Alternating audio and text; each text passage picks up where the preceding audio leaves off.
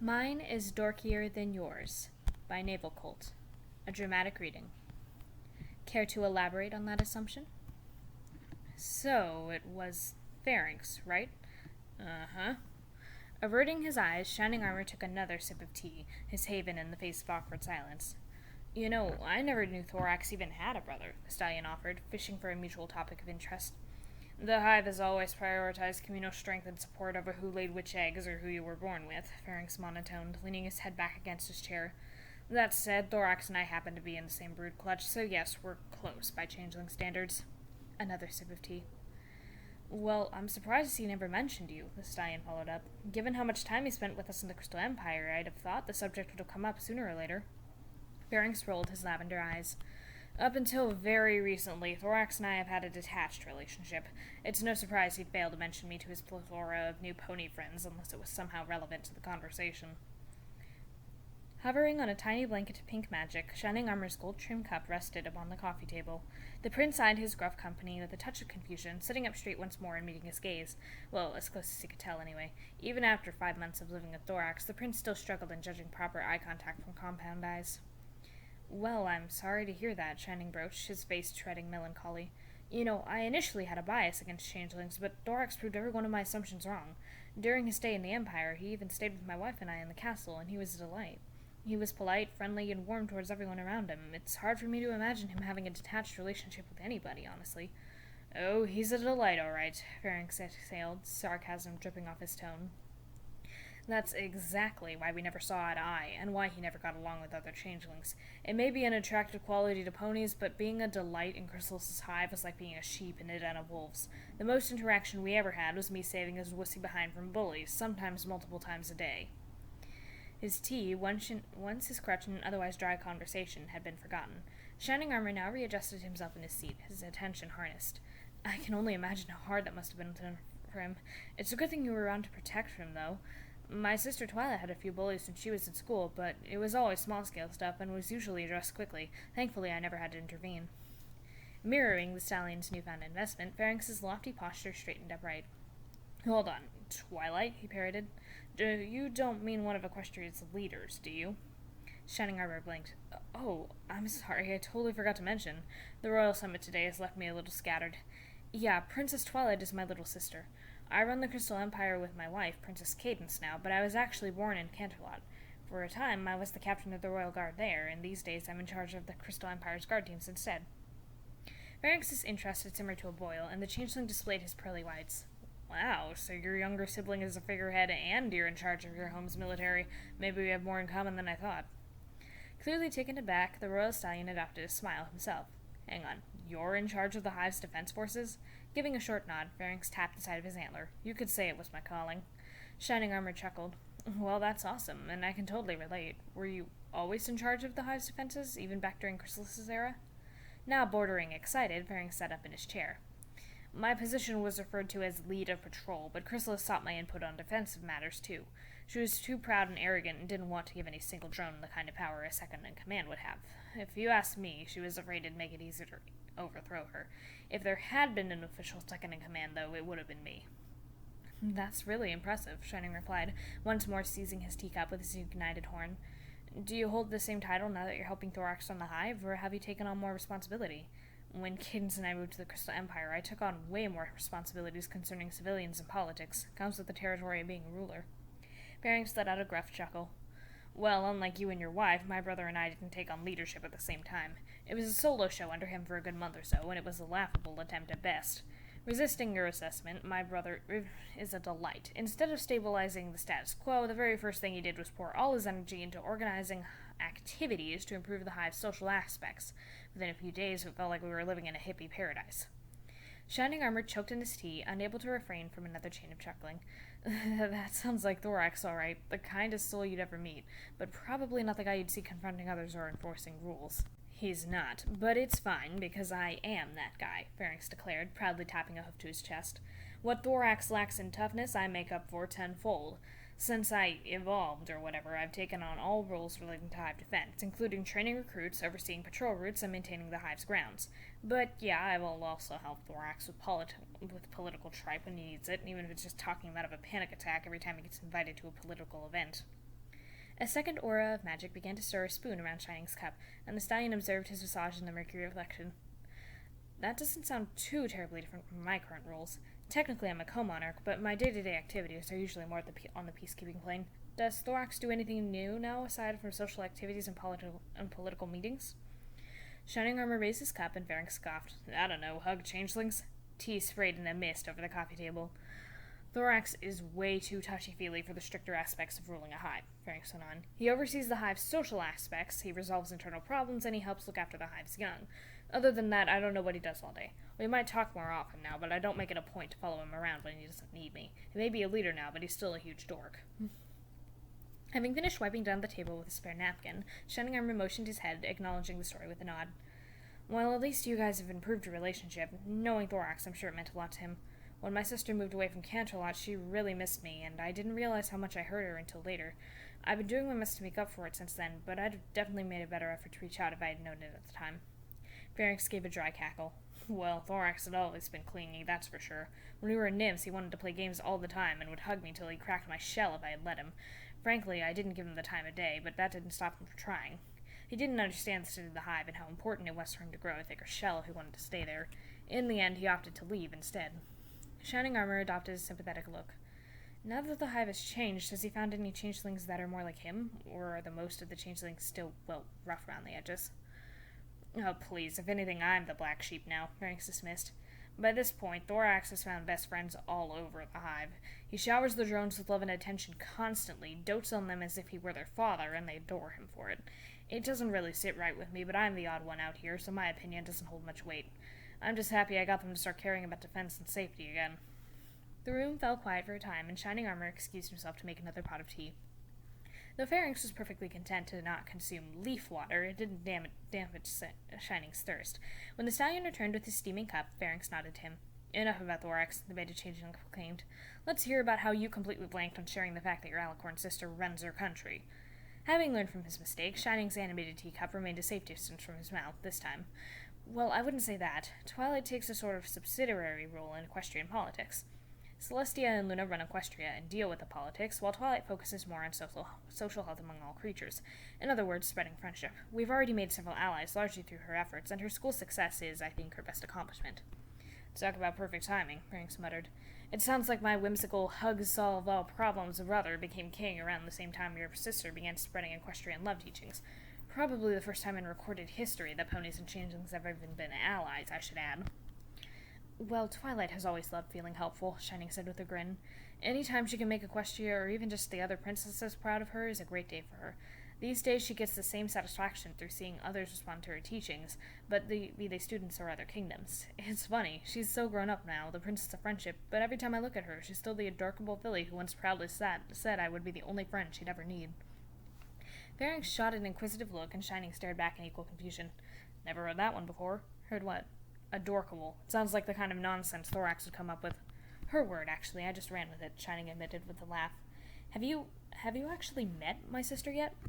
Saw her at the meet and greet. Briefly met her before that. She was the one flapping her wings and squealing when the daytime princess asked her to talk about her school, right? Shining Armor cracked a grin. Yeah, that was her. It probably doesn't mean much coming from her brother. I'm supposed to be proud of her, but she's a pretty memorable pony to meet, so I hope you get the chance sometime.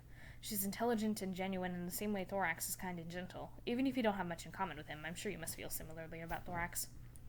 Pharynx teetered his head to and fro, his mouth opening for some sarcastic remark before closing again. He's definitely a unique changeling, I'll give him that. Memorable isn't the word I'd use, but I take your point. He's awkward, especially when he's outside his comfort zone, and loses all his confidence at the slightest failure he encounters. Sure, he has good traits, and yeah, I care about him, but that doesn't mean I don't get second-hand embarrassment every time I step outside the hive with him. Shining Armor gave a knowing nod. I think that just comes with the territory of being a big brother. Twilight really grew out of her social awkwardness after making friends, but even now she still has panic attacks and gets frazzled when things don't go the way she planned. Some days I miss having to talk her out of a tree, but other times I see her unraveling at the seams, and I can't help but laugh a little bit, watching her friends attempt to do the same thing. Count yourself lucky, Pharynx replied with a sigh.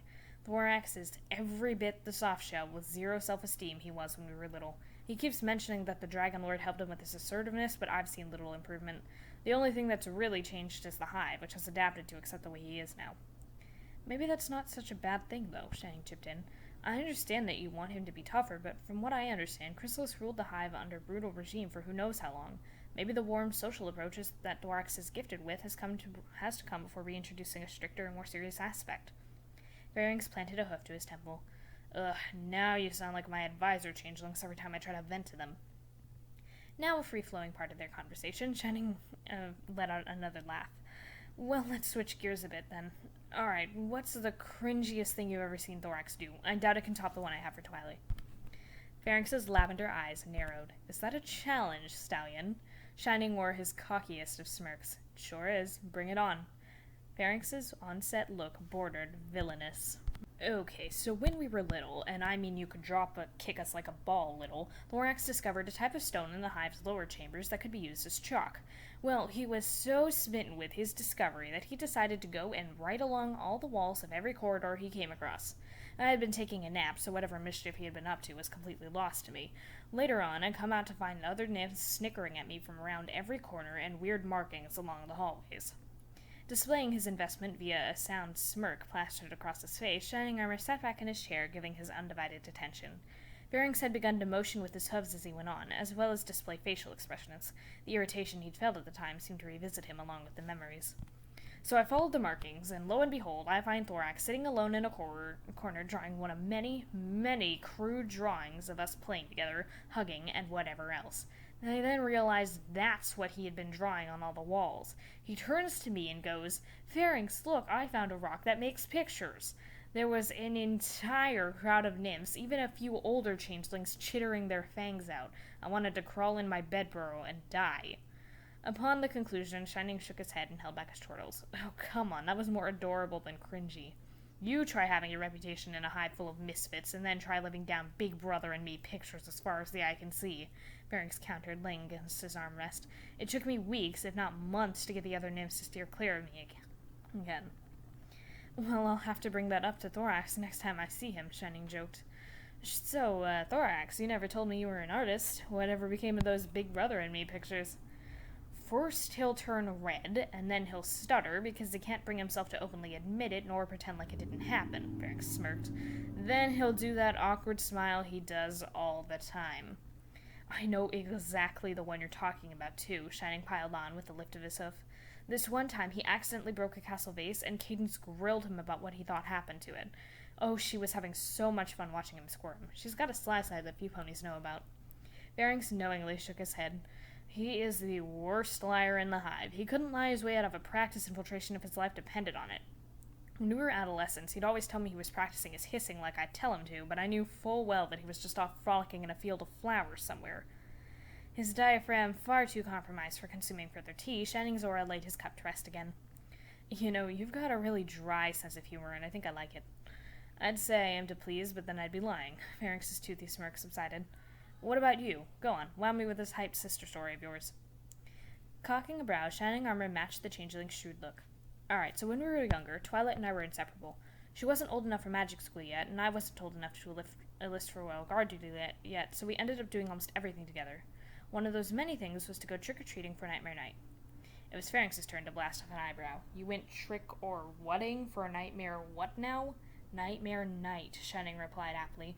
It's an unofficial equestrian holiday. Ponies of all ages dress up in various costumes of characters, creatures, and things and go around their neighborhood to collect candy. Normally, it's just the foals that get candy. They go in groups, and each group has at least one adult chaperone. Originally, it was based around Legends of Nightmare Moon and the villainous alter ego of Princess Luna, but it stuck around even after she returned because everyone enjoyed it so much. You literally can't make this stuff up, Pharynx replied flatly, curled along the armrest of his chair like a bed. And here I thought hoisting an upside-down tree up and singing lanterns to a fake fire was kind of weird. You what?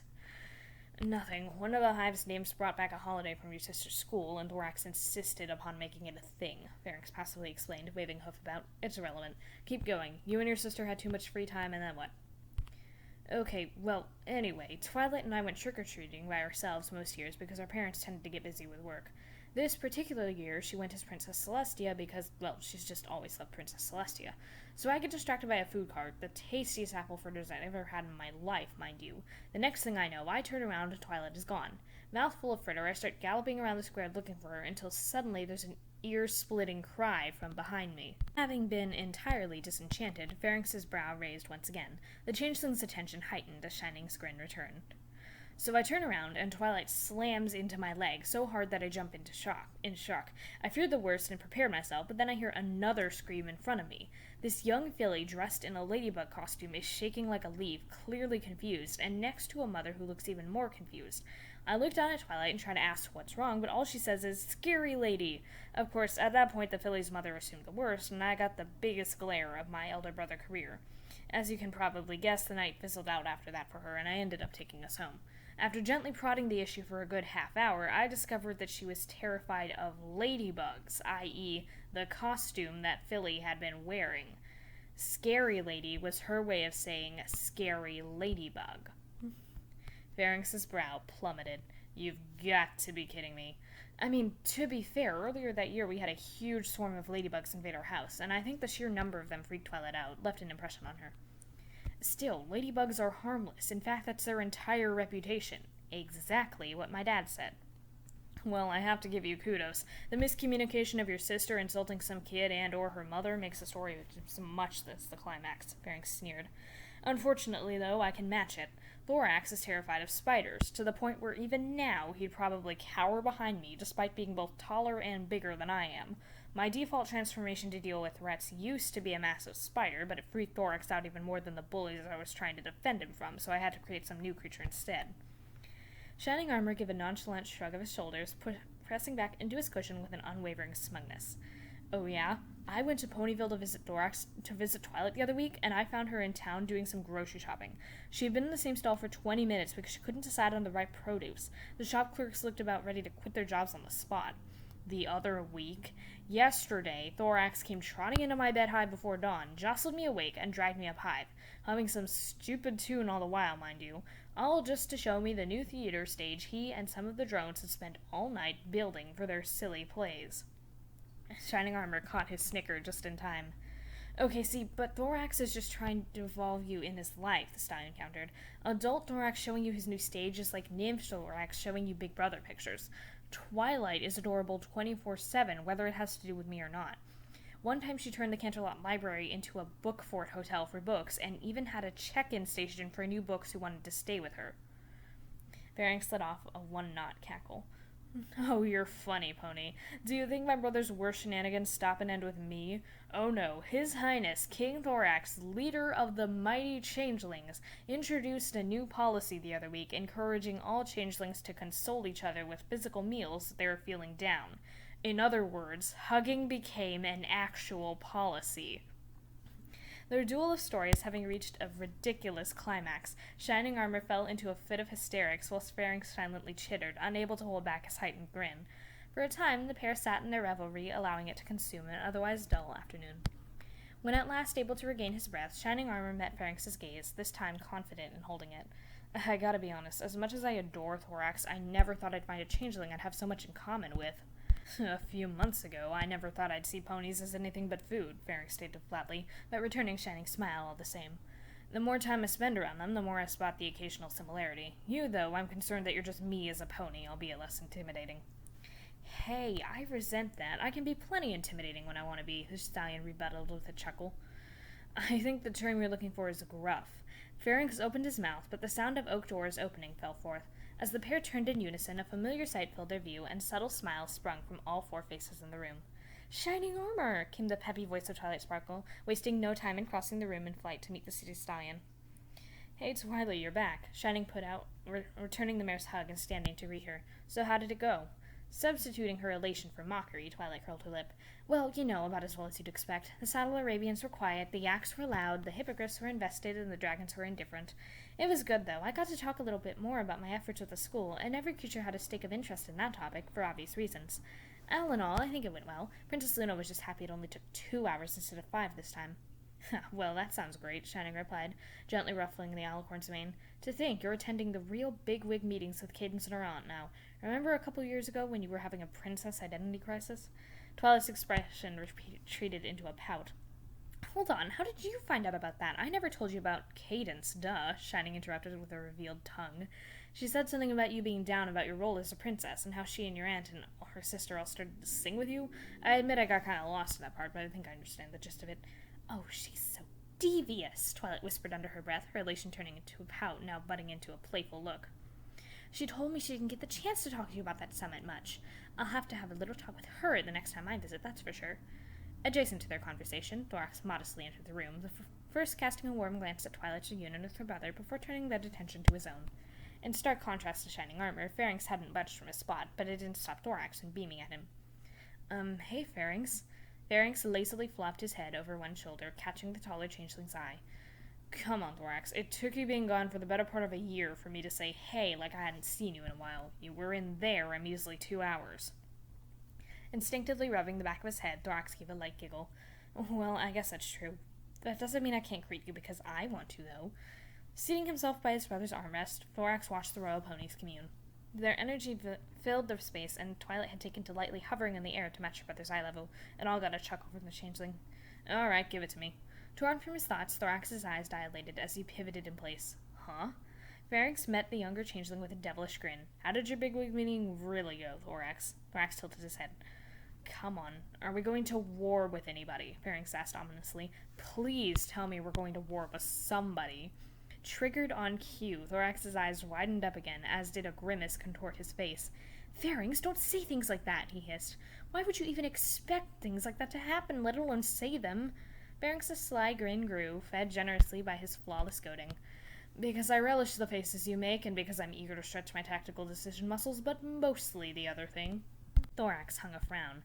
Very funny, Pharynx. You know, I asked you to come with me because I want you to take these things seriously. I know I'm the one who does the political meetings and stuff, but it's important that you at least know what's going on. What would happen if something happened to me and you needed to take command of the hive? Okay, hold your hose there, my liege, because there are already flaws with your brilliant premise, Pharynx began, erecting a hoof. First off, don't forget that you also brought me along because this is your first summit meeting and you wanted to use me as your comfort zone. Let's not kid ourselves. I'm not merely an escort, I'm your emotional recharge station. Thorax's frown evaporated, promptly replaced by a look of horror. A small blush crept at the base of his cheeks.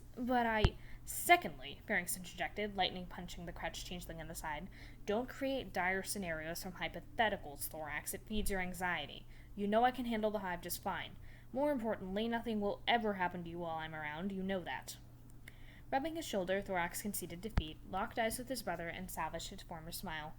All right, I get it, Pharynx. And yes, thanks for agreeing to come. I do want you to learn about this stuff, but you're right, things weren't as intimidating with you here, and it really helped.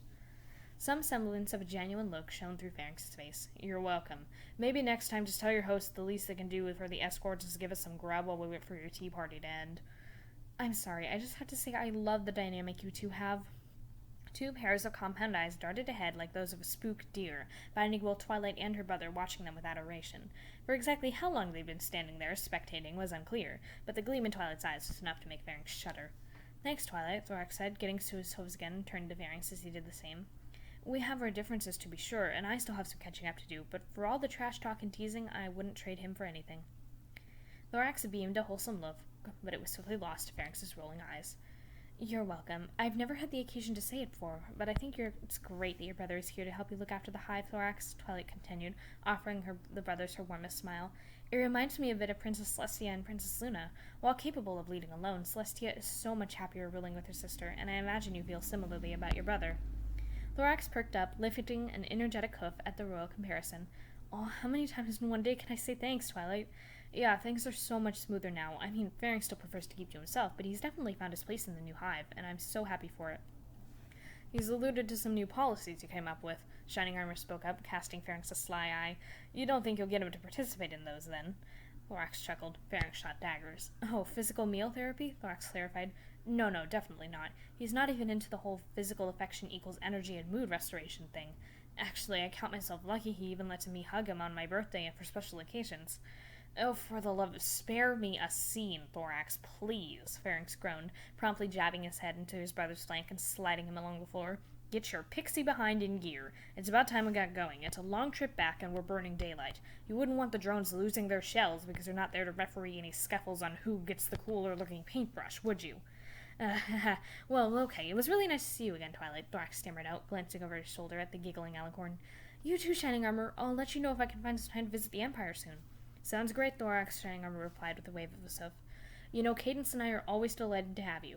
Oh, and Pharynx, I wouldn't worry too much. Remember, embarrassing each other is what siblings do best. Yeah, Pharynx mumbled, nudging Thorax harder when the younger changeling attempted to dig his hooves into the floor. Nice meeting you, Armor. Same to you, Princess. Good luck with the school. Ocellus never shuts up about how much she loves her classes whenever she visits home. Oh, that's kind of you to say, Pharynx. Thanks, Twilight pieced together, forcing a smile. You should maybe visit the, Ponyville sometime. It's a beautiful town, where I live. Near, but not too near the school full of impressionable children, you know. See you guys. Tell Spike I said hey, okay? Punctuating Thorax's farewell, the oak doors enveloped in a crimson aura and closed with a thud, leaving only a muffled conversation from the other side. Left to themselves in the lavish waiting room, Twilight let out a deep sigh while her brother cast her a knowing smirk. Well, that was real subtle at the end there. Well, a little subtle. I love how protective he is, but he can be a little much at times, Twilight explained, staring at the closed oak doors, expecting them to open again. He's probably the bluntest, most confrontational member of the summit. During the meet and greet, even Prince Rutherford backed down from his spat with him. He may be gruff, but he's not such a bad guy, Shining dismissed, using his own aura to open the doors again himself. He's just not one for small talk or sentimental things, and knows what his priorities are. Stepping ahead with a courteous nod, Twilight gave the stallion an inquisitive brow. Yeah, from the looks of it, you guys were really hitting it off. What were you talking about, anyway? Anything you found that you have in common? Closing the chamber doors the final time behind him, Shining Armor raised his own brow, his smirk evolving. Oh, just a mutual interest in run-of-the-mill guard duties and things, nothing major. Although, as it so happens, we both have younger siblings who are known to get a little anxious from time to time. Anxious? Hang on. Shining Armor, you didn't. Didn't what?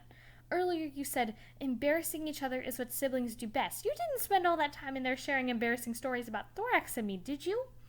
Both sets of hooves came to a pause, and Shining Armor met his sister's scrutinizing stare with a sheepish smile. No? Oh, really? And I bet you told Pharynx all about the ladybug story you love to tell everyone about so much. I did not.